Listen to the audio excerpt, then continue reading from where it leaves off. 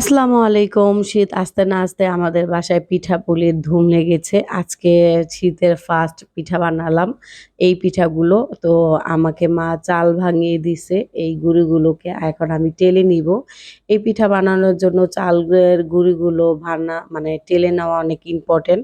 তো এক সাইডে আমি চালের গুঁড়ো টালতেছি, আরেক সাইডে হচ্ছে এই যে দুধ, নারকেল আর হচ্ছে গুড় বসায় দিছি মানে ভালোমতো সিদ্ধ হওয়ার জন্য পানিটা যখন সিদ্ধ হয়ে আসবে তখন আর কি আমি একটা ডো তৈরির জন্য মানে ডো তৈরি করবো আর কি। পরে এই যে সিদ্ধ হওয়ার পরে আমি গুঁড়িগুলো খুব সুন্দর করে একদম আস্তে আস্তে ঢেলে দিচ্ছি।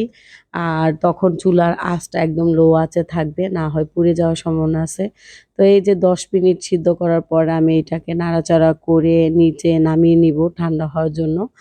তারপরে এই যে সুন্দরভাবে ডো তৈরি করতেছি আর এটাকে খুব সুন্দরভাবে করতে হবে কারণ যেন সফট সফট হয়। সফট হলে পিঠার শেপগুলো অনেক বেশি সুন্দর আসে। তো এই যে আমার পিঠাগুলো প্রায় রেডি হয়ে যাচ্ছে। আর এই পিঠা বানানোর একটা স্মৃতি আছে ছোটবেলা থেকে। আমার ভাই যখন ছোট ছিল তখন ও এই পিঠাটা অসম্ভব পছন্দ করত। তখন দেখা গেছে পিঠাটা যখনই বানাতাম ওর স্কুল ব্যাগে, টিফিনে, তারপরে হচ্ছে প্যান্টের পকেটে, শার্টের পকেটে অলওয়েজ থাকতো।